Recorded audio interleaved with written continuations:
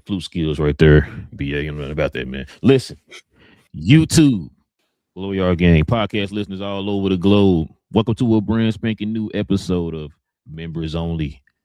Just our way of showing thanks to the members of the channel for showing love to the channel in that special way. Listen, man, you'll already know how we do over here, man. We talk about all things NBA related. So if you guys are into NBA content, do us a favor. Hit that subscribe button, man. Join us here every Monday, Wednesday, Friday morning as we get our NBA talk on. And also, too, man, if y'all could do us a favor, hit them likes for us today. That'd be much appreciated. No King today, man. He out of town showing off. You know how he be doing and stuff, man. I think he said something about being a Pittsburgh Steelers fan. So I don't know what it was. But listen, man, he'll be back here on Monday. But till then, man, we got this guy. I don't know who this guy is, man, but somebody told me he's the hardest working man in podcast history, man. You might know him from such shows as Get Off the Dang Fence. You know what I'm saying? Also, we talk combats. And I guess this little show that he be talking about, man, because we geeks. Got my boy B to the mother bleeping A in the building, man. For some odd reason, is a Knicks fan. Y'all pray for him. What up, BA? Hey man. Look, I ain't gonna take that slander from my homie. You feel me? He is not a Pittsburgh Steelers fan, so we won't throw that out there. And I'm just trying to fill in 6 man of the year. Y'all see it right there. Yeah, man. Appreciate you, man, joining me on here, man. Look, man, got a lot of NBA talk out there, man. As you know, season winding down, playoffs around the corner, man. You know, people gonna be talking about awards and all that stuff. This time of year, where everybody start talking about all that type of stuff. Draft lottery is around the corner, which is March, April, about 2 more months. I don't know why I keep thinking it's in April. That's the NFL draft is in April. The NBA draft lottery is in May, like mid-May, I think, or early mid-May, one of them. But yeah, so man, we got a lot to get into, man. Like I said, if y'all are into NBA content, hit that subscribe button, hit them likes for us too, man. Members, y'all already know what to do. You got any questions or comments, hit them in the comment section. We'll get to those at the end of the show. All right, yeah, let's do this, man. There was an interesting game on this week. We talked about this player a couple times, I think, this past week. You know, Kevin Durant being part of the Rockets. Rockets are looking a little shaky right now. There was a game they played against the Minnesota Timberwolves, man. We got to kind of look at here real quick because I think this tells all about this season so far for the Raptors. For the Rockets right now. So let's get to it, man. Let's go ahead and get to it really, really quick. I was told.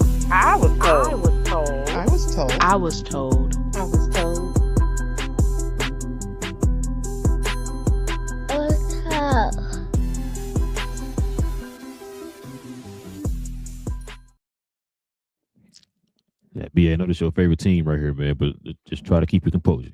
Check it out. Houston led by 13 in overtime and lost to the Minnesota Timberwolves. So you see the scores right here. They had the 82 to, it was a 93 to 92 at the fourth quarter, and it was a 337 mark. Then it was 95 to 108. They were up by 13 at 108 to 95 at the 252 mark. Okay. I want y'all to check that out. Up by 13. Houston ended up losing in overtime, 110 to 108, which means they didn't score a point since the 252 mark in the game. That's, or should I say in the fourth quarter? That's crazy. So check this out here, BA. So it said the Houston Rockets trailed 82 to 93 with 3:29 left in the fourth quarter. They closed in regulation on a 13-2 run against the Minnesota Timberwolves to force overtime. Houston proceeded to blow the largest lead in overtime history to lose the game by 13 points. How many games do the Rockets have this season that contend for worst loss? That contend for worst loss of the season? It's a great question. So the Raphael Stone has to make some real decisions and changes this offseason. By far his most important offseason as a GM. He's talking about the Rockets there, man. This is pretty interesting, bro. Pretty interesting. Like I said, we talked about the Rockets, I think, Monday, I believe, or was it last Friday? I can't remember, but we talked about it a couple times last week or so.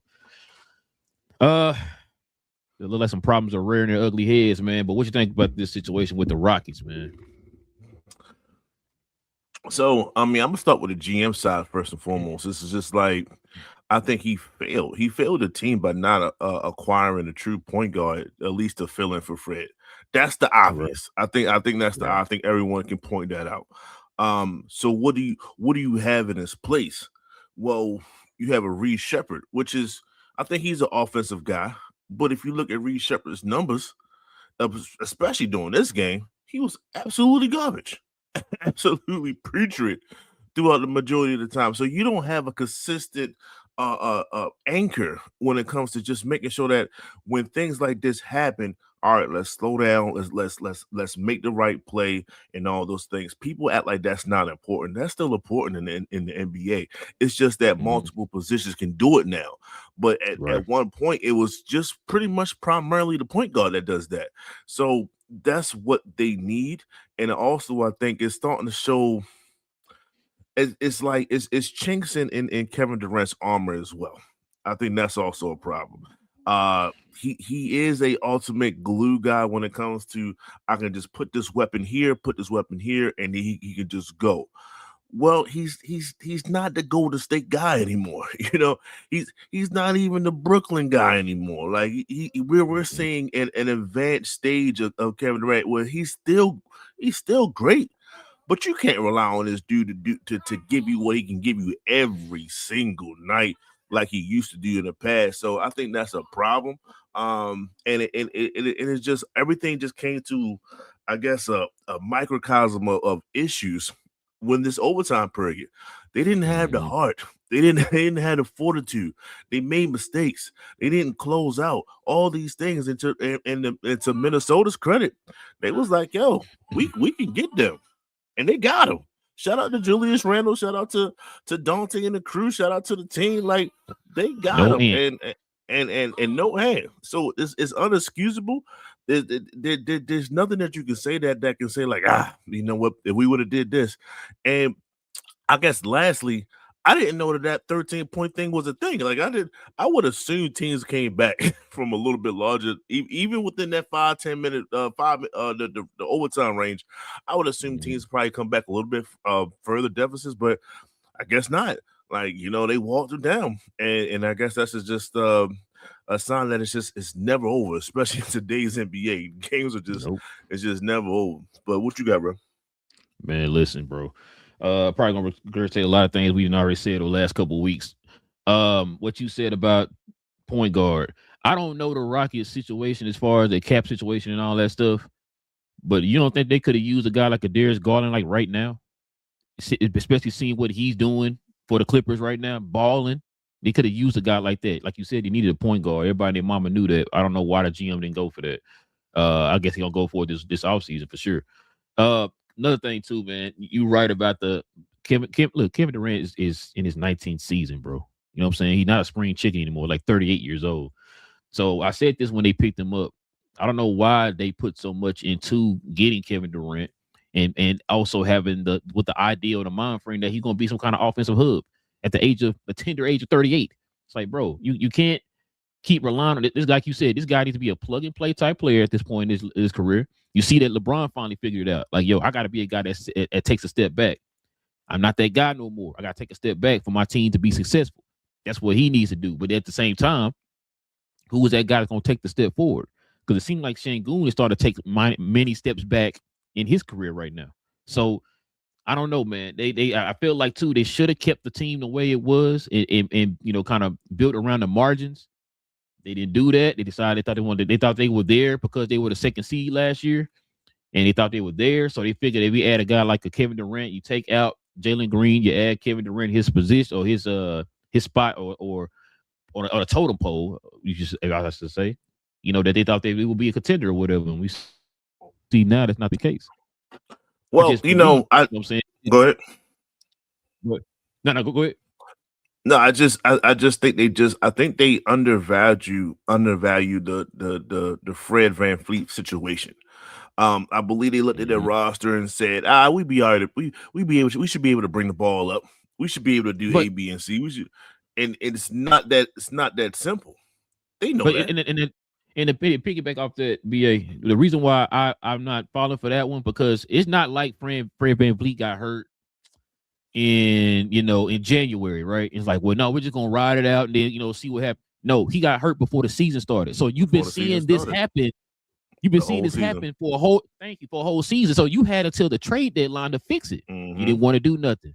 So yeah, that's why I said like the GM, like you said, I hold the GM accountable for this. You know what I'm saying? Because you decided to make that move to get Kevin Durant. You decided not to get a point guard. Y'all were heading in it. They were looking at them as the San Antonio Spurs of last year. Oh, should I say this year? Y'all was supposed to be San Antonio this year. You're supposed to take that next step. You were the second seed last year in the West.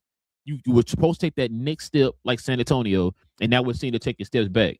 Then on top of that, like you said, with Kevin Durant, I said this a million times when we started talking about this team.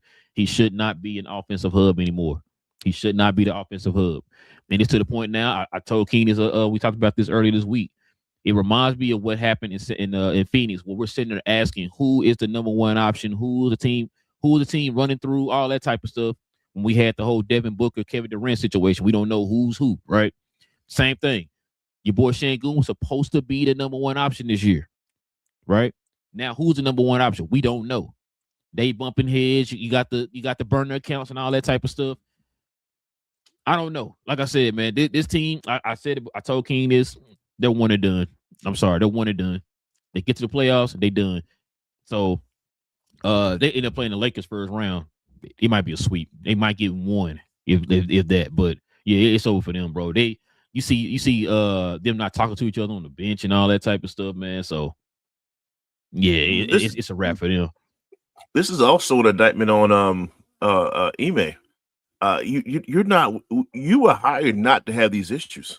We remember what you did in Boston, how you got them on track. You know what I'm saying? So you had this underdeveloped Houston team, and you had them all the way up to a 2 seed last year, with Jalen Green and Şengün as your stars. Like you're supposed to be one of the upper echelon coaches right now, based off your pedigree.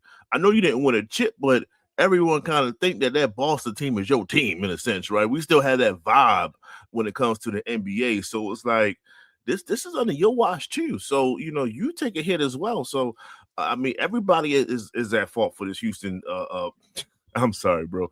Houston, we got a problem. We got a problem. That was the title of the show.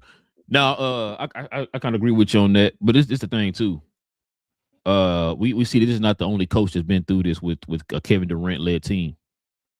We've seen the last 3 stops of Kevin Durant. Even the tail end of Golden State, we started to see this. Like it's at some point, man, we're gonna have to look at the common denominator. This keeps happening on teams that you've been on.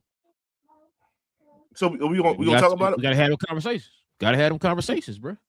Does that start right now? I mean, listen, I said this beginning of the season when everybody was talking like, oh, they the team. They was a Kevin Durant away, all that type of stuff. I'm like, okay, we said that when he went to Brooklyn when he had a super team. We said that when he went over to Phoenix and had a super team. Now he's back over here with Houston, who was, like you said, a second seed, and we're still having the same issue. This is the indictment of the person that's number 5 scoring all time. This is his problem. He has all the metrics of being a great NBA player. That's the obvious. What you can't measure is what's inside. You can't measure that. So when both heart and up here, and I'm not saying his basketball IQ is trash. I'm just saying it's like, what does it mean to be a leader? Well, they should be able to galvanize whatever they have inside of them, the rest of the team, and look at you and say, because you're here, we are much better than what we are. We're going to play even better. And it shows itself. And it's like, it's just the way things work out. Like when you see people play around LeBron, they play above their average in a sense, right? And it seemed like this is KD's problem. And I don't know if it's 100% true or not, but in my eyes, when I watch basketball, he seemed like the guy, like, I'm gonna lead by example, but that doesn't get it done all the time. You know what I'm saying? Is he calling guys out? Is he holding people accountable? Is he doing all those things? Or he's just saying, hey, I have this job to do, and I do my job 100%. Everybody else should be able to follow. It doesn't work like that all the time. Everybody got jobs. Everybody got that one guy that can come into work and he does his job. He or she does their job perfectly. Like, yo, that's how you supposed to do it. That don't make you better if he's not picking you up along the way, saying like, do this, have this, and do that. Excuse that. But at the end of the day, I think that's his problem is that he has that. I'm my own person, and I need y'all to follow me based off the skills that I have, and that doesn't work in the NBA. Passive aggressive too. That's why he got burner accounts. You know what I'm saying? Out there talking, that when you ask it, he like kind of critiquing and criticizing folks. Yeah, he doing it on a burner account. He don't do it in your face. You said it already before. He don't want to be the leader. You got that type of mind frame, and I'm not surprised this type of stuff happens. We heard you say it loud and clear. You know what I'm saying? So it ain't no surprise he this type of stuff is happening with him, man. I kind of picture something like this happening. I thought, hey, I was hoping it worked out. You know what I mean? But we've seen it too many times. And on top of that, you're getting older. And if you look at the makeup of the build of the Rockets, it was like this was bound to happen. You're trying to count on this guy to be your number one option again. It's not going to work. You know what I'm saying? So, I guess the last thing about a burner account is you starting to wonder, is he talking about you behind closed doors? You know what I mean? Does he have another account that I don't know about? And he just mentioned how I went 2 for 12 today. Like, are you talking about me? Like, is that know what I'm saying? Like, is that a fan or is that you? Like my teammate. So you got to worry about your own teammate, the leader, the number 5 all-time scoring. Is he talking about me behind my back? You know what I'm saying? And put it on social media. We done caught you twice now with burner accounts. What's to tell me that you don't already have another one going right now? Talking about me. You know what I'm saying? 5 of them going at the same time. Who knows? That's a problem, you know what I'm saying? Bro. So,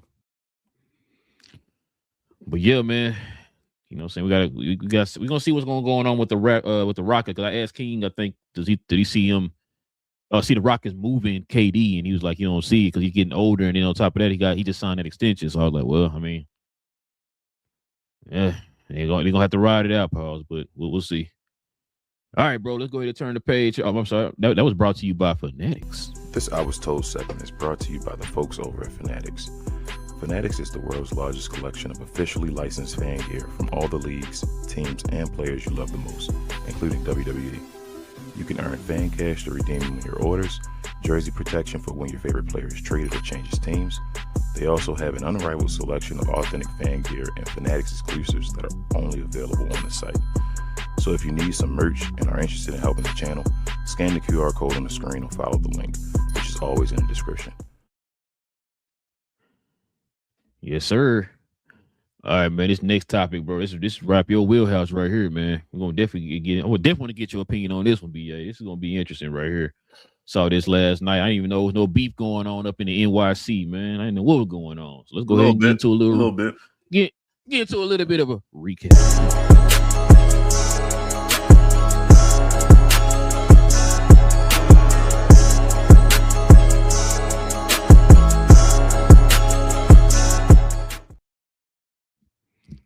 Yo, what's going on, man? You got to explain this, BA. Check this out, man.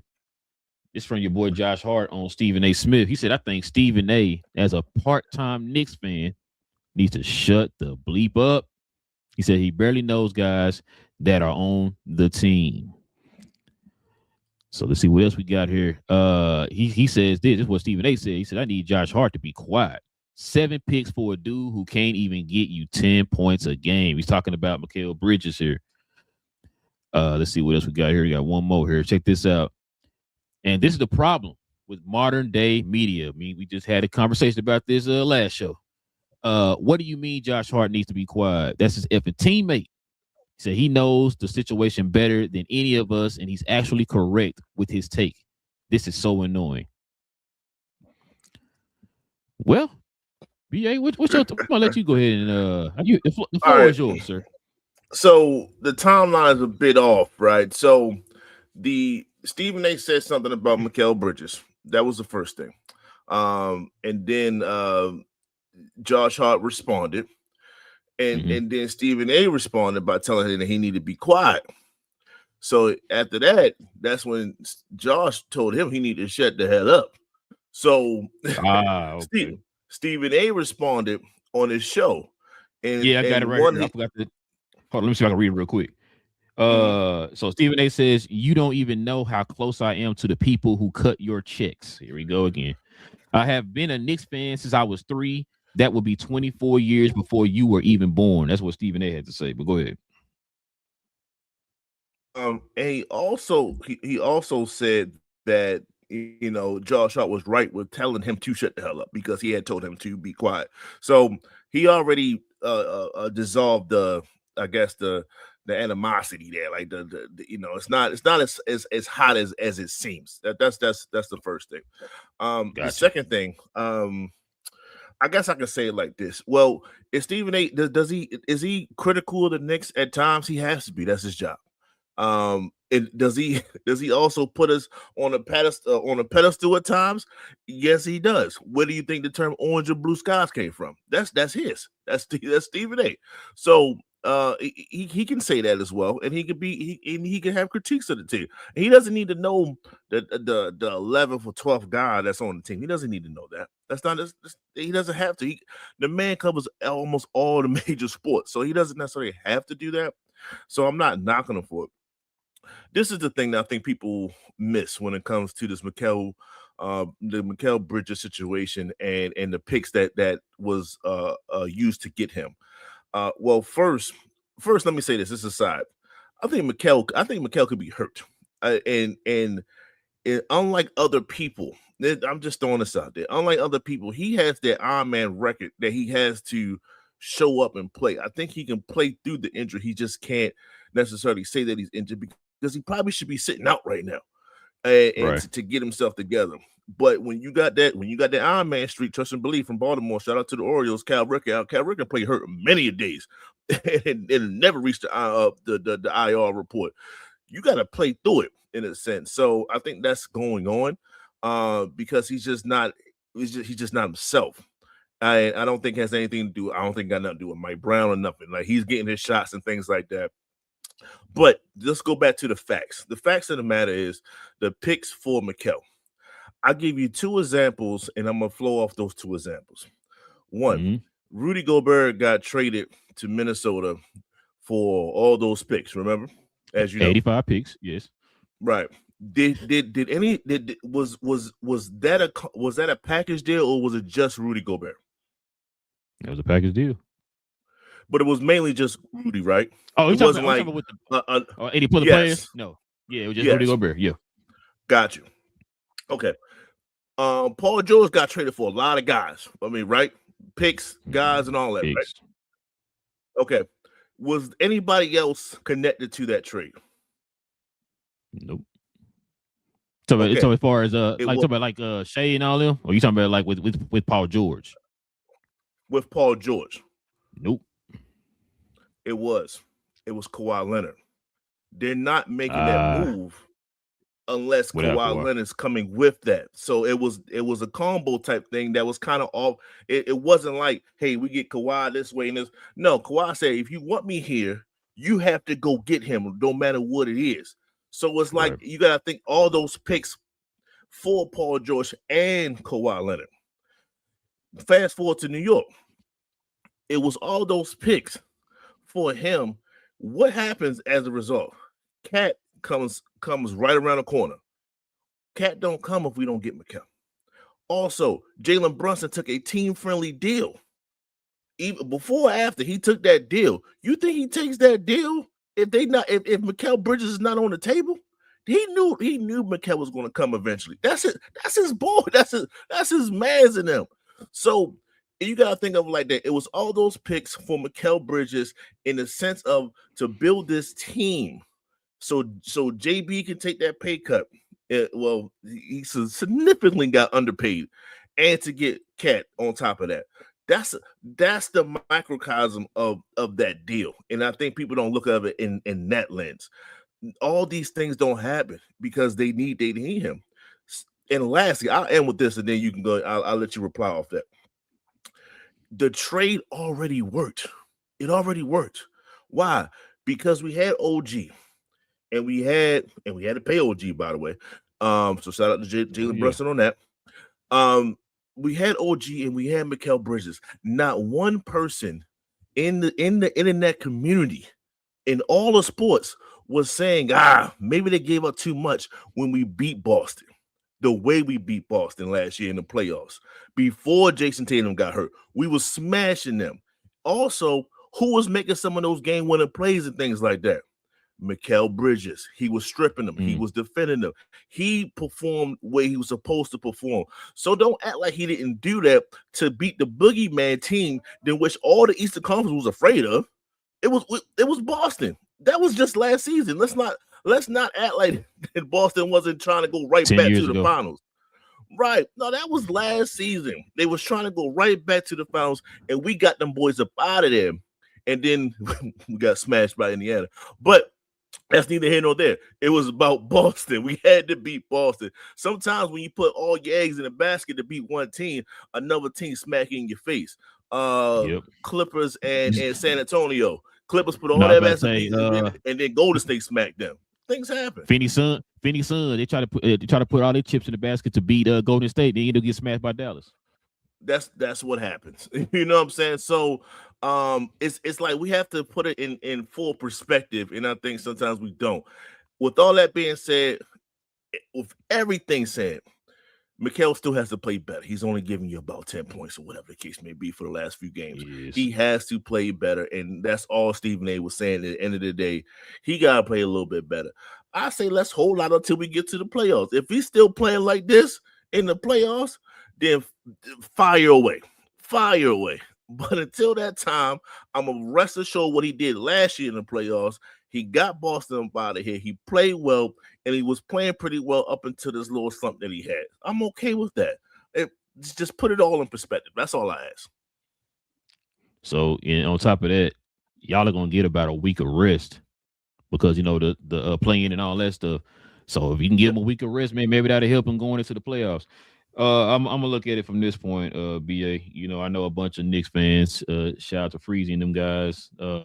My boy Corey, he's a Knicks fan. Look, bro, a lot of them feel the same way as Josh Hart. Stephen A is not no Knicks fan. Now, you don't have to know the 11th guy, but me being a Mad fan, I know who the 11th guy is on my team. You know what I'm saying? Like you would think if you were a fan of a team, you would know every player on that team. You know what I'm saying? And the fact that you work for the worldwide leader in sports, you know what I'm saying? For a guy who's supposed to be watching the games, I don't understand how you don't know that. You're a fan of a team and you're part of the worldwide leader in sports. Why you don't know this? So, but I think it's more of optics when it comes to him giving his take on the Knicks or whatever, man. Because like I said, a lot of Knicks fans don't believe he's a Knicks fan, right? He just be spewing stuff. So when you say stuff and it's like you say stuff in a not a critique eye, but a critical eye. And it's like, and I think it's one of those cases where whenever he says things, it feels definitive.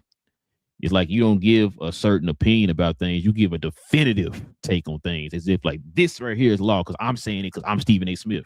And that's the issue I think people are having when it comes. And I think that's why Josh Hart came out and said what he said. Because like you said, Stephen A. been covering the Knicks for how long? He's been saying stuff for so long about this team. You never heard those players come out and say, shut the hell up or whatever. Why are they saying it now? Because, bro, it's to say it's what you're saying. You're making it sound definitive, and you're coming at this guy the wrong way. You don't know what's going on. You know what I'm saying? So, and the thing I think we talked about it. Me and King talked about on the last show. We talking about the national media. Stephen A. don't. I don't think anybody is sitting there telling Stephen A. Smith so that he sit there and tell you on TV, oh, I got this source and inside. Why you don't never name your sources? I talked to the GM or I talked to a president or I talked to a whatever. You never give a source. You just say, "Oh, I know somebody in the organization." I know people too. That don't mean nothing. You know what I'm saying? Like you never give a definitive. You never give a definitive source on anything that you talk about, and that's another annoying thing with me too, because we already know you don't watch the games. We know that the whole entire NBA ESPN staff don't watch the games. So you go by a highlight. Matter of fact, I was listening to Shannon Sharp. I should have sent this to King because he's been saying it. He said this for years. He's always said when like if Stephen A. Smith show comes on at 9:00 in the morning, how in the world are you watching a West Coast game? You know what I'm saying? And so Shannon Sharp mentioned that on his podcast with Ocho the other day. He said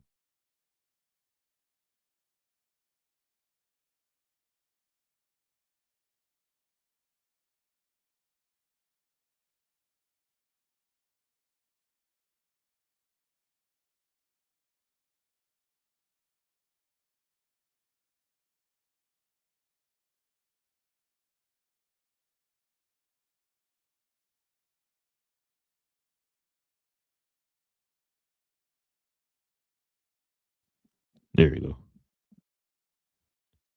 Okay. Yeah, it just went out for a little bit. I don't know what's going on. But yeah, anyway. But yeah, I just that's why I think he kind of attacking Stephen A on that one, bro, because of that. It's like, bro, you don't even know what's going on. You're just out here talking for likes and views and all that type of stuff. But as far as Mikal Bridges though, has he been a little shaky here lately? Yes.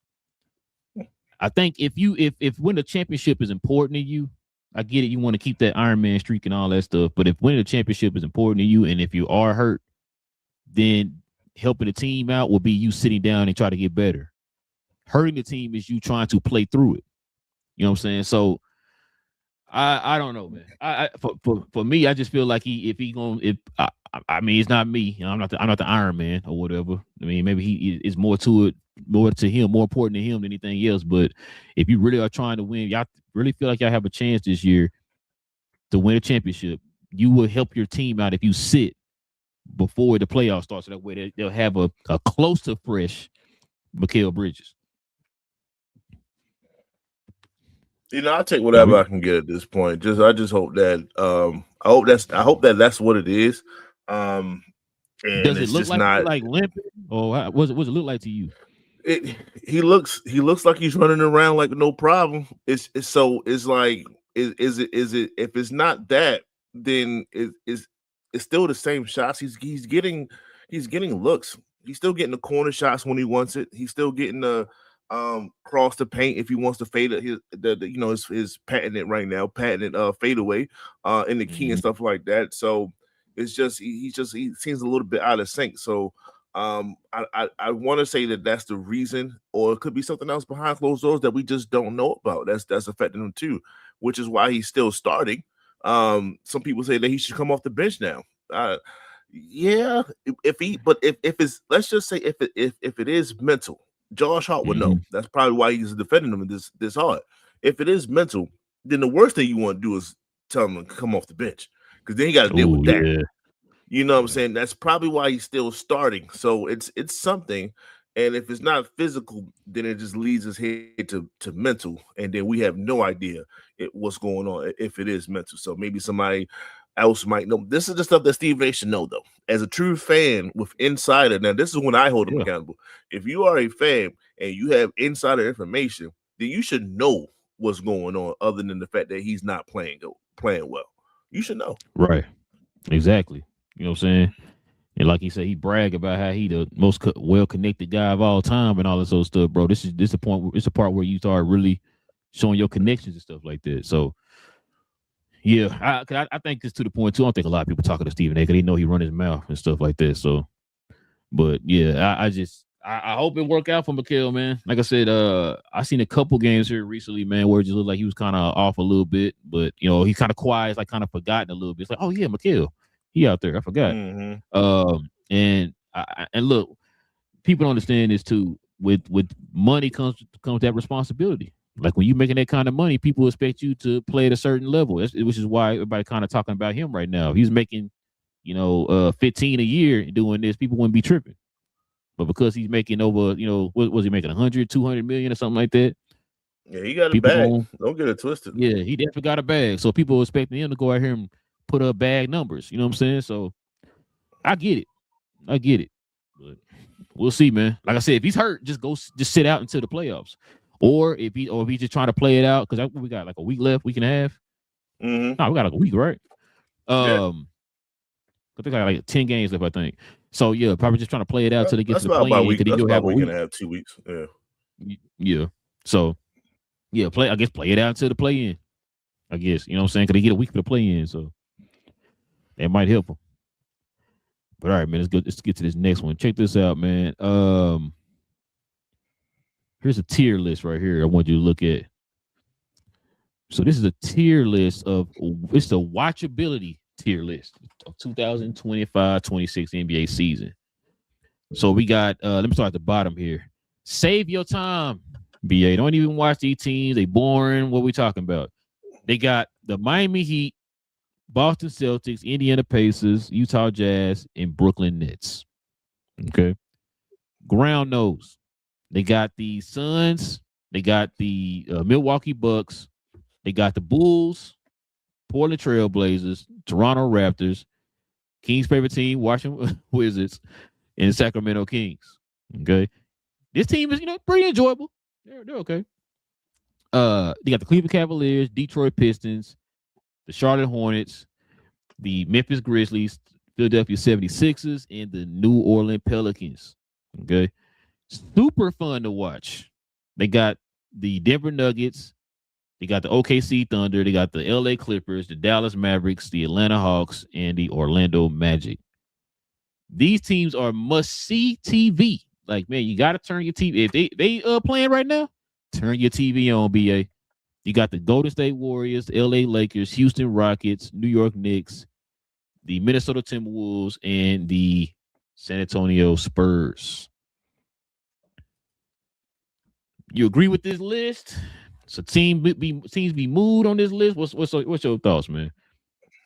This is one of the worst lists I've ever seen in my life. I ain't gonna, first man, you ain't never lie. The fact that Boston with an MVP candidate is unwatchable is foolish in its own self. Like that's step one.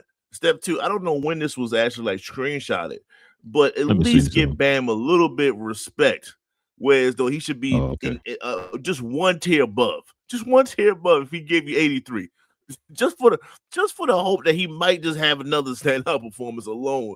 He should be a little bit above that. Just that's all I'm saying. Everybody else on that list, yeah, I get it, trash, no problem. Yeah, and when you go up to the top tier list, I'm sorry, Steph ain't playing like that. Steph ain't shooting 30 a game like that. So why is Steph number one? Why is Golden State on that top 10 list? I'm not. Nobody's checking for Golden State like that. So that's a problem. Yeah, it's just are people watching Orlando Magic like that. I mean, I know Paolo doing his thing and all that, but like above Cleveland, you know what I'm saying? Above Charlotte with their trio of scorers. You know what I'm saying? So hold up. If I saw that correctly, dead center is that Memphis Grizzlies? Yeah. Without Ja Morant?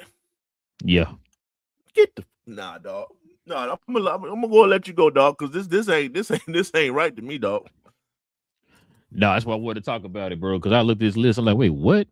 Or like you said, the bottom list. Why in the bleep is goddamn Boston on the bottom list? That's trash, bro. Like, what we're talking about? Like, nah. I enjoy watching Boston. I've seen so many of their games this year, man. It's pretty fun. Even with Jaylen Brown being soloed out there before Tatum came back. Yeah, I would put Detroit is enjoyable. I watch a lot of Detroit games. They're probably the team I watched the most this year is Detroit. Now,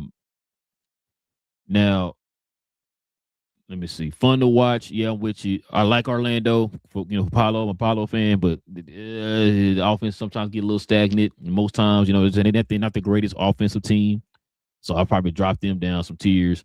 I guess this is my bias speaking, but I don't really enjoy OKC because I'm sick and tired of the flopping and the favoritism for the refs. That makes me mad. The Clippers, I don't know why they're that high either. Me being here from Dallas, I don't enjoy watching them like I used to, for reasons. So they're a little too high. The Rockets are definitely too high. They ain't a must-watch TV. They're probably saying that too because if you notice something, BA, Golden State, LA, and the Rockets have who on their teams? Steph, LeBron, and KD. That's probably why they got them on their must-watch TV. That's fine and dandy or whatever, but it's not necessarily must-watch TV. I'll keep the Spurs up there. Yeah, they're must-watch because I've been watching a ton of their games too, so they're definitely must-watch. Grizzlies will definitely be at the bottom. I don't know why they in the enjoyable tier. That's crazy to me. Charlotte is right where they need to be. Maybe fun to watch too. I enjoy watching Charlotte because their offense has been high octane here lately. But yeah, I'm with you. Cleveland's probably around that range.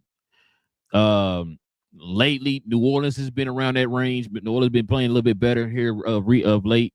The Kings should definitely be on the bottom. I think, matter of fact, I think me and King was sitting there talking about the least amount of games we watched for teams this year. And I think I had Sacramento number one. I think I seen one Sacramento game all year. One. Brooklyn, I think I might have seen 3 Brooklyn games all year because they were playing a team I wanted to watch. Nope, I'll take that back. Nope, I just watched the Indiana games, so they don't count.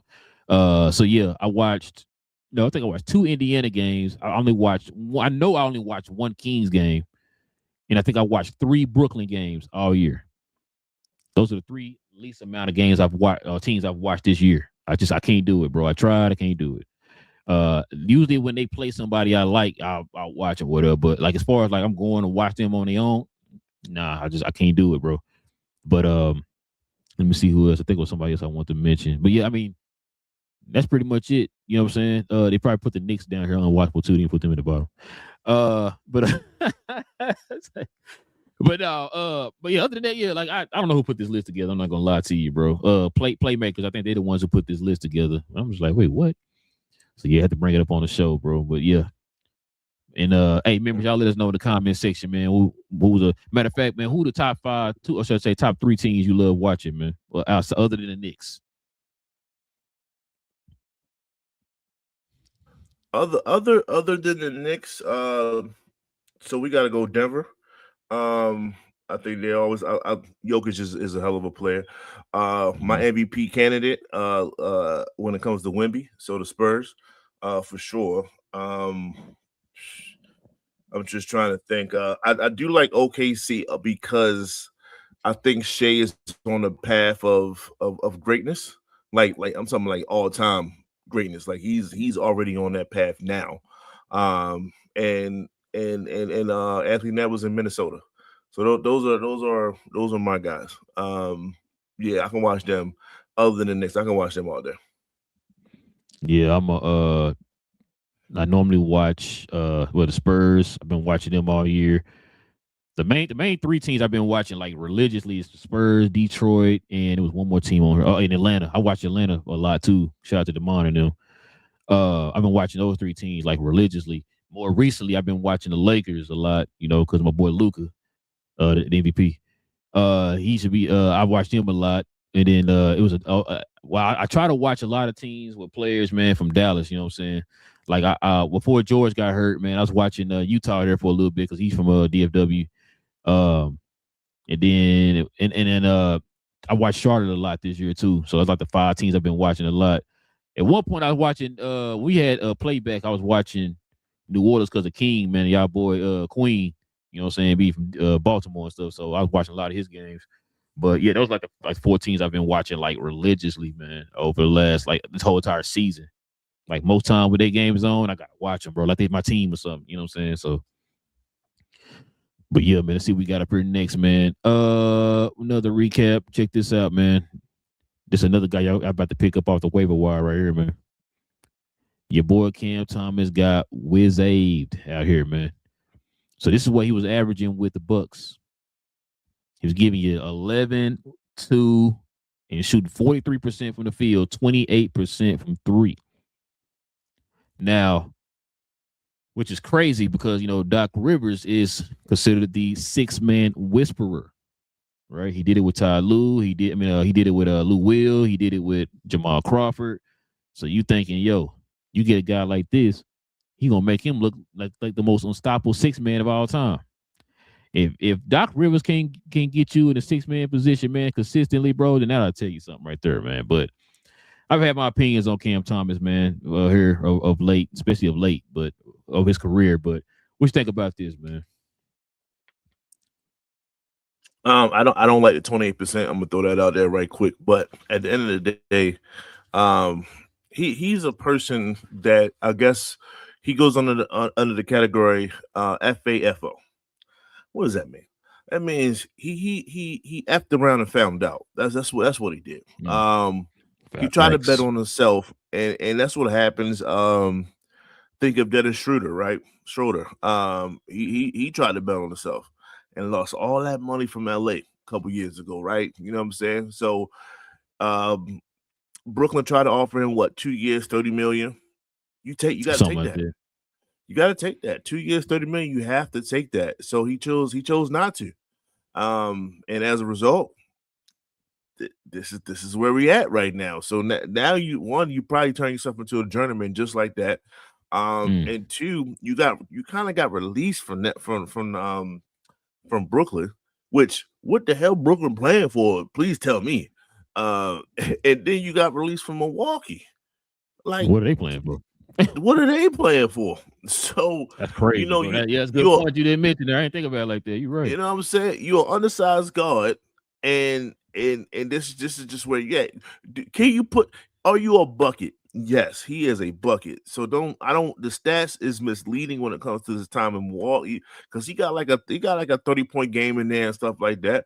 Sometimes he played for like 3 games or whatever. He played with him, like he was the second game he had like 30 something. So it's like, when he had the minutes, he produced. So like he's an NBA player, no doubt. I don't think he should go through the G League and none of that stuff. Like he belong on a team. It's just okay. If you go to a team and they tell you to come off the bench, and you are looking at this team like, yo, I'm better than like half these. I'm better. I'm probably the second best person on this team other than Giannis. Like as soon as you walk through the door, he probably felt that way. And they like, nah, we need you to do this. We need you to do that. Man, I'm not doing. I guarantee you, he probably pushed back a little bit, and that's all it takes. And he doesn't realize how fragile his situation is. You're thinking that you to do that damn near average 25 a game. Like that's in your head. I'm averaging 25 a game. I'm backing up this dude. I'm backing up this dude. No, feature me. I gave y'all 30. Feature me. And I'm quite sure he wasn't the most positive team player out there. And when you like and when that's the case, yeah. They might ship you out of here, man. I mean, he probably was in Brooklyn like, I see Michael Porter Jr., but this is my team. I've been here. No, he taking all your shots. Well, I need you to roll off of him, boss. I'm not feeling that. That don't work for me. So, he's quickly seeing his way out the league, and he needs to understand that this might be one of his last stops. So he's going to give another shot. I guarantee another team's going to offer him another shot, but it's not this year because they released him after I think March 1st was the cutoff. So he got to wait. He got to wait till next season. He can't even get on a playoff team. That's a problem. BA is talking with mind frame. And the reason why I've been so harsh on Cam Thomas over his career, I remember they had an interview with him after one of the games, and the interviewer was telling him that Steve Nash said he was coaching him. He said, "Man, Steve Nash gave some criticism and said that he wanted you to see you work on this and this and whatever." And he rolled his eyes like whatever. It's like that's your coach for one. And I remember telling King, I said that right there told me everything. And this is why you're in the situation you're in now. Like you just said, you got cut by 2 teams who aren't doing nothing right now. Right? Like, how the hell you get cut by Brooklyn? They're not playing for nothing. You know what I'm saying? And so, look, bro, I've said this before. Like you just said, the dude is an undersized guard. He does not pass the ball. He's not a playmaker at all. He does not rebound. He don't play defense. He kind of remind you one of them cats at the park or at the rec or something. That's all they want to do is just get buckets. Ain't gonna pass you the ball. He gonna ball hog. Ain't gonna do nothing. They the ones that when you playing defense don't get back down on defense. You know what I'm saying? Like he's one of them type of cats. Then on top of that, yeah, you a bucket, but you're an inefficient bucket. That 43% thinks it's career high. You know what I'm saying? Like you don't shoot efficiently. Like if you're an efficient scorer and you were chunking up, people won't be tripping on it. But because you're not, it's like, bro, not only are you not efficient, but then you're also not passing the ball. You don't do the little bitty things that help teams win games, which is why Brooklyn was not successful because of that. You know what I'm saying? You want to be the main guy, but that's why Brooklyn is not successful because you think it's all about, let me just get these buckets. No, there's more to it than just getting the buckets or whatever, man. Especially at your size, you have to contribute in other ways too. I've said it before. If you're not hitting your shots, you have to find ways to contribute to the game in other ways. If you're not gonna give effort on defense, you're not gonna pass the ball, you're not gonna rebound, you're not gonna do the little bitty things that's gonna help the team to be successful, then we don't need you.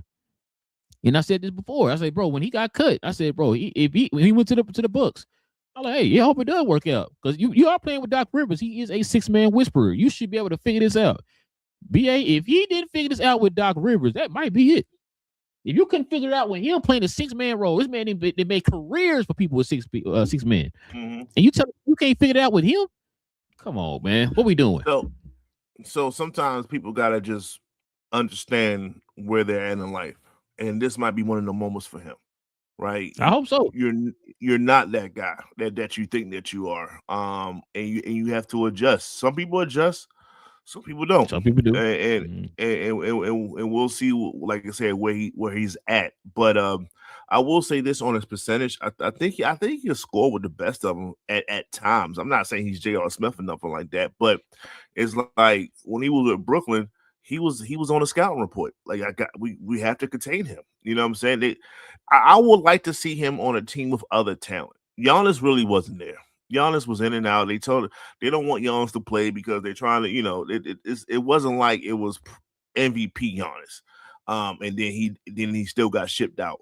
I would like to see him on a team with some efficient talent all around, and then see. I would like to see him maybe on a Denver or something like that, right? Coming off the bench for Jamal Murray or something like that. When he just come in, hey man, Jokic is going to find you. That kind of situation, and let's see what he does there. But yeah, you got to think if when he was the main guy, yeah, he wasn't in. That's why Brooklyn was actually never a threat. So you're right to that degree. Now I'm gonna give you an example of who I can compare it to. Not to this extent, but it kind of reminds me of like a Tim Hardaway Jr. When the dude was on the Mavs, like he wanted to be he was like they thought he was a number one option and everything. He chunking up all these shots and all that stuff.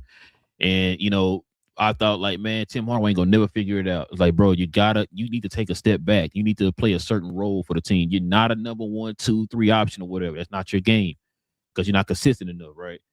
What did he do when he went to Detroit? What is he doing right now for Denver? Mm-hmm. You know what I'm saying? So you might be onto something. Maybe he need to go to one of them type of teams or whatever and maybe figure it out. But hey, only reason why I'm saying what I'm saying too about that BA is because, like you just said a minute ago, it's your mind frame. You gotta be willing to do that. Tim Hardaway was willing to do that. He's shown now in 2 steps he's not willing to do that. You got to do that if you want to take that, if you want to be on the team next year. When you have 2 failure stints as a Knick, then that helps form your opinion on yourself. So when you brought up Tim Hardaway, of course that I you know what I mean? That's near dear. We tried him out twice. Man, you know what I'm saying? It did not change. Same guy. As you know, so but yes, you reduce his minutes. He still knows what he needs to do, but maybe put a little bit more effort on defenses, things like that. And I need you to understand, you're not coming in here to be the 6th man. Okay, don't put him in a 6-man role. You need to be, like I said, be in the same role, just a role play. Be the same role that Tim Hardaway is playing in. That's what you need to be, and work on efficiency. That's what you need to work on too. When efficiency means your shot selection. You can't be taking difficult shots anymore like that, bro. Find ways to be able to be a better catch and shoot player.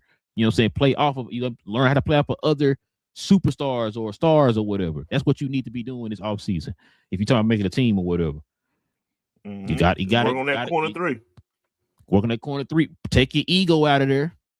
You right now, you're not in a position to have your ego be, oh my God, I'm the best ever. You know what I'm saying? As a bona fide Melo fan, if Melo can do it, anybody can do it. It's just as simple as that. I'm gonna give you a better example.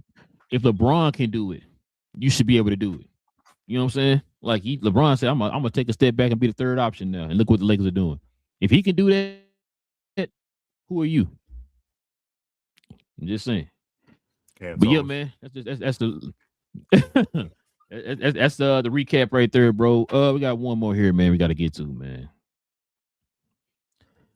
This is I love this player, man. You know what I'm saying? He's one of my favorite players growing up. But I ain't gonna lie to you, BA. Your boy Isaiah Thomas gonna have to pause, man.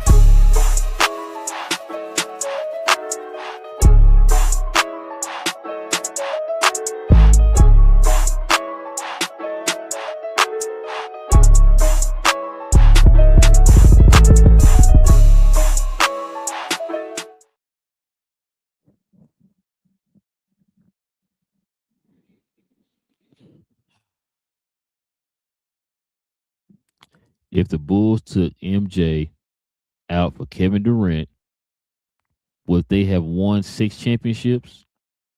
Isaiah says absolutely.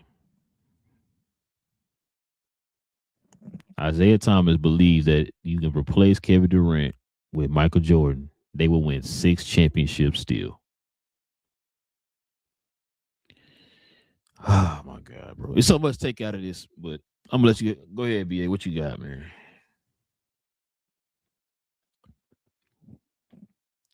I just muted myself. When it comes to this situation, right? Numbers aside, we can go through the numbers all day. I can't, the eye test, sure. If Jordan can, whatever shot Jordan made, Kevin Durant could have made a similar as shot. Yeah, okay. I those sure. I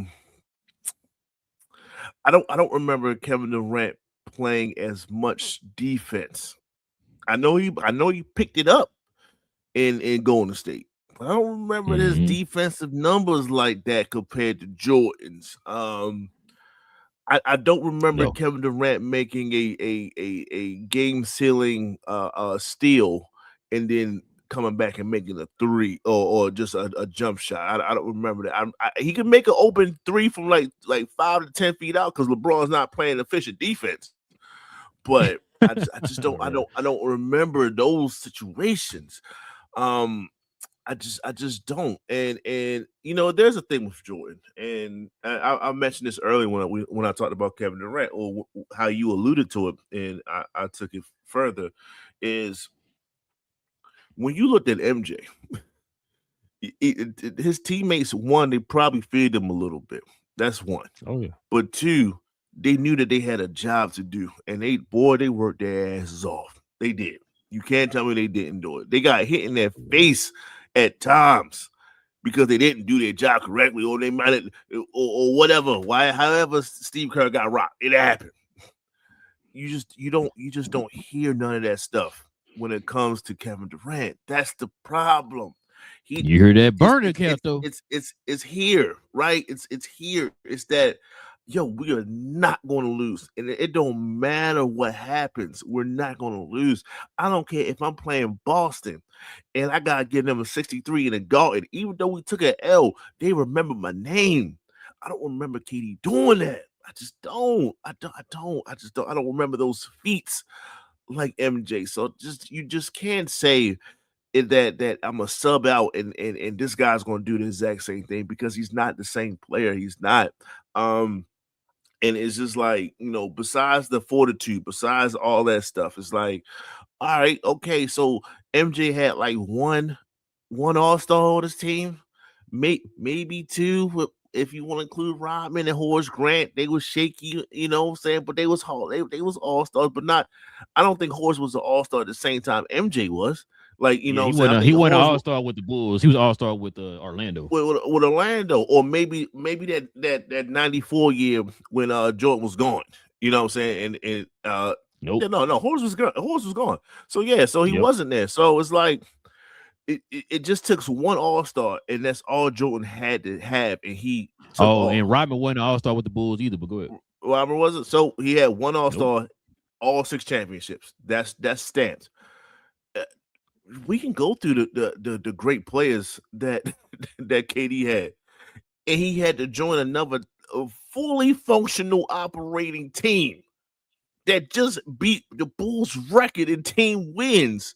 Didn't win a championship in order to win your 2. So no, it's not that. And I'm sorry, but Isaiah is one of my favorite players as well. You know what I'm saying? Like, it's just, it is what it is. I was a huge fan of Zeke growing up. And it's just that him and MJ, man, they just need to sit down and have this conversation. MJ will never do it because it's MJ and he's a billionaire. So who's going to tell him to do it? But I would love to see it done, because they got to bury this. This has got to stop. The slander that goes on between these old dudes has got to stop. If Shaq and Kobe can make up, and God did it, he did it before Kobe went away. Like they made up. You know what I'm saying? Magic and Zeke made up. But these things can happen. Penny and Shaq made up. Penny and Shaq made down. up. Like, y'all need to sit this out and have a conversation because it's too much. It's too heated. I wonder how this prompt, you know what I'm saying? Are we talking about like the greatness of KD and stuff like that? Where it was though, yeah. You know, he passed Jordan on the scoring list. So so I can see him. But no, that don't mean that you can just plug and play with the greatest of all time. It just doesn't work that way, bro. Don't work that way. No. Listen, like you already said it, Isaiah. We already know why Isaiah said this, bro. Isaiah's gonna take any chance, opportunity he can to take shots at Jordan, bro. And that's why I'm about to say to folks at home, man, y'all gotta take it with a grain of salt. It's Isaiah saying it's about a situation with Jordan. It's always gonna be negative toward Jordan when it comes to Isaiah. Like you said, this is over 30-something years now, bro. He still be honest with you. Jordan ain't saying nothing about Isaiah. He said, you know, he had the little last dance or whatever. People still, you know, feeling some kind of way about the last dance. That was what, 6 years ago now. You know what I'm saying? And so they still feel a certain way about the last dance. So they still trying to take shots over that, bro. So, real quick, I'm gonna let you go. Just real quick. It's not just about the last dance, bro. Every 4 years, that wound starts to bleed again when they talk about that Olympic team. So every 4 years when the Olympics come about, it could be 20 30 something, 2040 something. If he's still living and we're still playing Olympic basketball, he's going to remember that he was not on that 92 team. It was because of Jordan. He will never let this go because it's always coming back around. Go ahead, Ray. Listen, I mean, look, I agree with him on that. I said that when I was a kid, I didn't know why Isaiah wasn't on the team. You know what I'm saying? Isaiah, everybody Shaq, knows he should have been on the team. It should have been, instead of John Stockton and Christian Laettner, it should have been Isaiah and Shaq. That would have been literally. Hold on a second. Yes, John Stockton, he can kick rocks for Isaiah Thomas. Coming out of college, I know Shaq was going to have that type of career. But you couldn't tell me that Christian Laettner is one of the greatest college players of all time. No. I'm not saying that because I'm a Duke fan, but I am a Duke fan. But I'm just saying that white boy had one of the greatest college performances. He beat you in the Running Rebels and the Fab Five and all them dudes. He had a spot. It's just Shaq was better. Shot or whatever. Yeah, you know what I'm saying? Like, I think Shaq won Player of the Year that year or whatever. Like I said, it was clearly the most dominant player in college.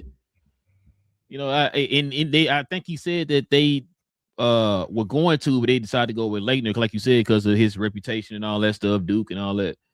So it's just, but you know, hey, that's history or whatever. But yeah, listen, but bro, here we go again. Why do we gotta pick somebody up? We gotta let drop somebody to pick somebody else up, man. BA. Maybe folks will say I'm biased because I grew up in an era where I watched Jordan. It could be, but I'm gonna tell you right now, I've never in my life would take Kevin Durant over Michael Jordan. I don't care what it is. He could be a 3-point shooting contest. I wouldn't take Kevin Durant over Michael Jordan. I'm sorry, bro. You said it. You said it perfectly.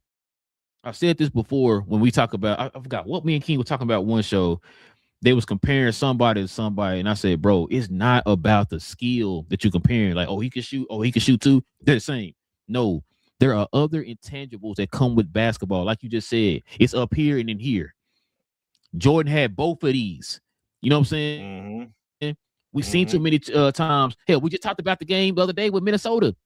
He choked at the free throw line with stuff like that. You know what I'm saying? Like, Jordan had that it factor, bro. Like, he had that dog, that monster. I'm trying to take your head off. Not only am I trying to take your head off, I want you to be embarrassed for even stepping on the court with me. That's the kind of mentality Jordan had. And so you telling me if you simply take Jordan off and put him in there, that's being disingenuous. Because first of all, we have too many examples of now that you had those type of teams and you didn't get over the hump. We just sat there and talked about Brooklyn, Phoenix, Houston. We talked about that. OKC. Past that. Thank you. I was about to say OKC. You had Westbrook. You gave up a 3-1 lead. He sure did. I don't think Jordan gave up a 3-1 lead. Ever. Nope. Ever.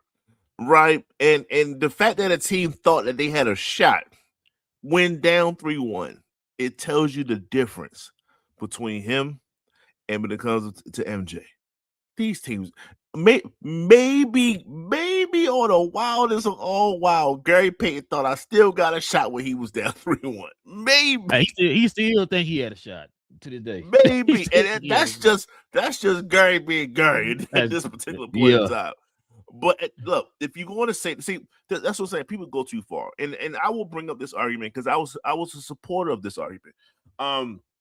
When T-Mac said, "You sub me out for Kobe, we're going to win a championship," I believed him only because he said one, just one out of the many that Kobe got with Shaq, out the three and the dominance. He said just one. I believe I could be healthy 1 year, and with the dominance of Shaq, I should be able to facilitate enough to win one. Maybe of all maybes, hey, if Isaiah would have said, yeah, I mean, if you would have took him out for maybe one of those 6, I mean, I can see KD getting one.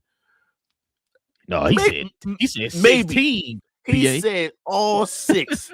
What you mean, yo? Like that's what I'm saying. We go too far. You gotta have everything in perspective. That's why it's hating, bro. Because he said all 6. It's like Isaiah. No way. Isaiah, you've been covering this game. You on NBA TV. You've been covering this game. This man's whole career. You never seen the downs that he had, bro, that can be comparable to any situation that Jordan been in his career. Come on, Isaiah, what we doing, bro? Like, it's to the point everybody and their mama know you just hate now, man. Come on. All 6. When he had opportunities in today's NBA to have those opportunities to get 6 and didn't do it, come on, bro. In today's, Jordan would never have left Westbrook. Exactly. You had multiple All-Stars in their prime. You had multiple in their prime if you played with in each of those situations. Come on, man. We're not doing this, bro. Jordan would have made it work. Let's just call it what it is. Jordan would have. That's the thing. He would have made it work because he did. Scottie wasn't a number 1 pick. You know what I'm saying? Scottie wasn't a lottery pick like that. No, he that boy from Central Arkansas was groomed under Michael Jordan to be who Scottie Pippen is. To me, that's a blue blood school. What you talking about? It's a blue blood for those people that happen to live in that area. That's it. That's as far as Central Arkansas go, because you never heard Central Arkansas since Scottie. You know the people in Arkansas probably never heard of Central Arkansas. We got a Central Arkansas? Probably not. Oh, okay. You know what I'm saying? So he took him and molded him into what we know as Scottie Pippen today. Let's just call it what it is. Right. That was Jordan. So he said, "Look, I'm not asking for too much. Whatever you give me, I'll see what I can do. Okay, he got enough tools here in his tool set. I'm gonna work with it, Paul. That's all. We just asked some of these players to do the exact same thing, and they just say, you know what? I'd rather just leave and go somewhere else. Hey, man, you got the opportunity to. I can't knock it. Yeah, I agree, bro. Like I said, I just and then like when you get those type of takes or whatever from guys like Isaiah, then that's what people who didn't watch Jordan play feed into. You know what I'm saying? And then they'll run with that. Well, Isaiah said this and that, and this, so it gotta be true. It's like, and this is what I think. Yep. We talked about this on the last show. Me and King talked about this last show. I said this is why whenever we had these debates with people. You know what I'm saying? It's you debate with people who have not truly watched or whatever, right? Like who don't watch. They only go by what they hear. If ESPN said it, then it's got to be fact, right? I don't understand, like, what, shoot, those folks on ESPN don't even watch the damn games. You know what I'm saying? So, yeah, it's annoying, bro. And that's a discord. I've always said before, I don't know why the NBA is treated like a joke when it comes to the way it's covered or whatever, the way it's talked about or whatever. I never understood that. We don't get that with the NFL. You don't get that with baseball. You don't get that with hockey. Like I told King, everybody know that because my cousin and my close friends is hockey. They watch hockey. So I never heard them talking about that. It's always with the NBA. You always got the disconnect between the fans and the media or whatever, or the fact, like I said, the media don't pay attention. The league caters to the players instead of actually catering to the actual league. You know what I'm saying? It's a lot, man. What we say? That's interesting. That's just an interesting thought. I was thinking like when you said the NFL, it's like I know this is the NBA show, so we're not going to dive into it, but it's a disconnect in the NFL too, man. Anytime Dan Orlovsky is talking about Josh Allen or something like that, he does no wrong. You know what I'm saying? You want to believe that Josh Allen was at a 4-4 loss. Dan always been crazy, bro. Like he swear, man, he was a top 5 quarterback of all time. Trash. I didn't know the guy he played football. If you realize, it's interesting. What you're starting to see, actually, the NBA is actually closing that gap. The problem is you got people like Zeke that's still talking, people like Charles Barkley that's still talking. If you realize, NBA has done a decent job of putting recent great players covering the sport. With Amazon and Peacock and all that, yeah, we talking about Griffin. Also when you switch over to the NFL. Mm-hmm. Who that's great talking about the NFL? You feel me? It's not too many like great as there's no D Wade's talking about the NFL like that. They got and it's no shot, but Ryan Clark is not like the greatest safety of all time. Well, considered one of the greatest safeties of all time. It's stuff like that. So it's like I don't know why they went that route, but I think the NBA is starting to realize we got to close this gap, because you're right, there is a gap when it comes to the coverage of the NBA and how the NBA is being talked about, and it's so like people in the past versus moving the game forward, and I think these guys are starting to move the game forward a little bit better than other sports, which is crazy because I remember we had this talk. And I told King that because I remember folks were saying, "Oh, they don't want that type of coverage. They want to, be entertained and all that." And I remember telling them, I said, "How are we gonna know people don't want that if we haven't showed them that?" You know what I'm saying? Now, if you show them that way and they don't like it, okay, cool. I'm not gonna argue with you. Y'all got it. You right. But you gonna sit there and say they don't want that when we never gave them that option. You know what I'm saying? And so now that you got that option, like you just said, it's like a breath of fresh air, and the numbers have went up as far as like viewerships and engagement with the NBA and all that type of stuff because of the Amazons and the Peacocks. And I said that. See, this is what I'm talking about. Let's show the people this way, and then we'll see. We grew up on that. Yeah. So you can't sit there and tell me that people not gonna like it. Like, bro, we like that as kids. You know what I'm saying? So it's like let's just show them, hey man, this is how we used to be, view the NBA or whatever, or have the NBA talk to us about. You know what I'm saying? Let's see how that is first. If they don't like it, cool, we'll forget about it. But let's just show them first and then get them an option. Like, well, damn, do I want to get this insight? Not saying they're gonna always be heavily positive or anything, but they're not negative. They're not overly negative. It's like, yo, this player's been struggling, but it'd be nice to see him pick it up in this area or in this area, or whatever. Okay, cool. That's constructive criticism right there. I'll take that. That's cool. Man, it is trash. I'm tired of watching this. I don't want to hear that every broadcast. Well, if you have it's team bad, right? If you have a majority of players that if your coverage is players that played in the 80s and early 90s, then you will never get anything. We're not moving forward at all. We have to get a slew of people that just retired so they can understand where the game is going, because they just left it. Because they're right there in that middle. They're right there. Like you said, Carmelo played in that era with the hand checking era type, you know what I'm saying? And then you got him playing in the more recent era. So yeah, like you said, he's right there in the middle. He's seen both sides. Hell, Dirk's another opportunity. Example, he played in both eras. So now he can kind of give an insight on that or whatever, right? Now, that's a great point too. I never thought about that, which is why I was also saying too, guys like Michael Wilbon need to go ahead and just step aside and retire or whatever. Because you lost it now, bro. You're not there no more. Like, just go ahead and retire. You know what I'm saying? Because obviously you're not taking the time to watch these games and actually assess them, because you kind of feel like he been on record saying, it just ain't what it used to be or whatever. If you have that mind frame, then you're not the right person to be watching this and giving your opinion and giving out votes. Not. And the fact is, it's not going to be what it used to be, because it's not the same. It's not the same players. It's not going to be it. So that's if you watch basketball in the 60s and you watch in the 80s, it's not the same. It's not the same. It's not the same players. So you have to adjust and understand, like, yes, you don't want to forget the players in the past, But you have to Yes. understand that we are here with now in the present, and we go how do we get better in the future? That's all it is. You have to keep evolving the game. People being Yes. dinosaurs sometimes. It is what it is. Nope. My era is it. That's it. I don't want it. It should be past this era. Like, come on, bro. It's crazy, man. Like I always tell folks, man. Growing up, 90s, early 2000s, all that. I said watching those games helped shape my understanding of the game today. That's how I'm able to look at it and kind of and be able to put into a perspective of this game today.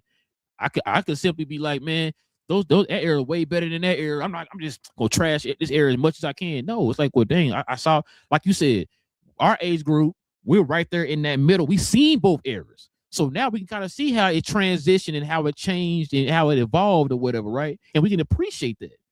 But a lot of people don't do that though, man. It's like, nope, this era is better, trash.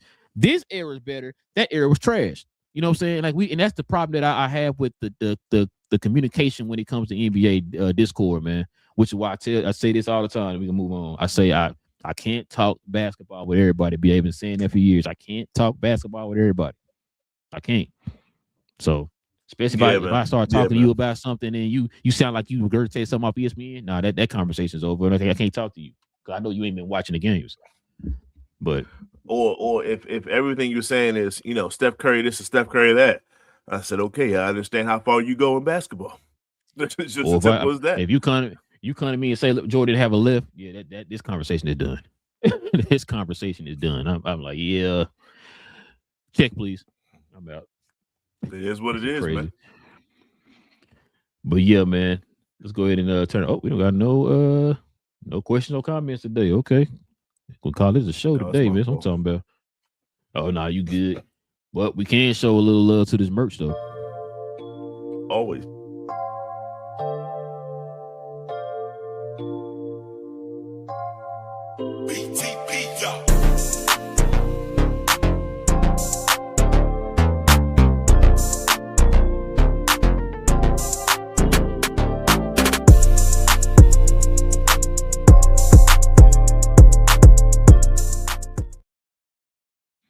Yes, sir, ladies and gentlemen. If you are interested in the merch of the channel, simply scroll down to the description box. Click on that link down in the description box.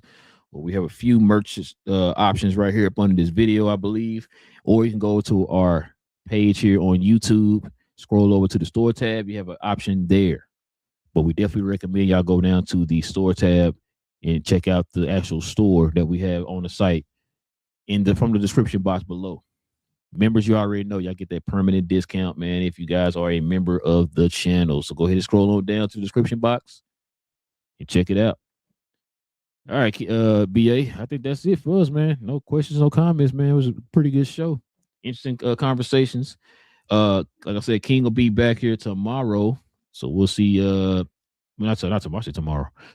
I'll see you tomorrow. King will be back on Monday. So we'll see him on Monday. But if you guys are interested in becoming a member of the channel, simply hit that join button right there next to the subscribe button. Consider becoming a member of the channel. It comes with different perks and stuff like that as a member of the channel. Also, too, follow BA on Get Off the Bleepity Fence, man. Here on YouTube, y'all. Follow him on there. Also, you can follow him on We Talk Combats with King, Queen, and Trav. Sometimes Devin. It should be permanent, Devin. But you can follow them on We Talk. Yeah. Shout out to Dev. Follow him over there. Shout out to Dev, man. That's our guy behind in the cheer. But yeah, follow him over there. You guys are into, WWE, boxing, some MMA. No offense about that, but yeah, just follow him over there if y'all got into those conversations. Also, too, follow us on our other channel, Cuz We Geeked, where we talk about all things in the geek culture involving movies and television. Me, BA. Shout out to Big J and Cuz. We got a show tomorrow, as a matter of fact.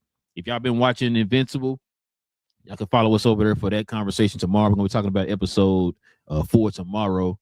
So, yeah, I recommend y'all go watch Invincible, man. Boy, it's going to take you to hell and back, boy, I tell you. He'll take you hell and back. So yeah, if I was over there for that, man. Also too, if y'all been watching Daredevil, we talk about that too. We'll talk about that on Tuesday. So we have shows every Tuesday evening and Saturday morning, y'all. So follow us over there on Cause We Geek, man. If y'all into Marvel, DC, Star Wars, shoot, Harry Potter, that trailer just dropped. We'll probably talk about that. Aliens, RoboCop, Predator, whatever it is, y'all. Anything involving geek culture, man. We talk about all that over there on Cause We Geeked. BA, man, is there anything, man, you want to bring up in before we roll out? No, man, you covered everything, man. You covered everything. Like I said, just a support of the channel, support of the family, and its affiliate shows and the like. So just happy to fill in for the day. Hashtag 6th man of the year. Doing my best J.R. Smith impersonation right now. Yes, sir. Listen, man. You should have said like Lou Williams or somebody, man. They won multiple. Or Jamal Crawford. New York, baby. Come on. Knicks, baby. Come on. Oh, Brooklyn. Oh, Brooklyn Nets. I got you. Yeah, the boy was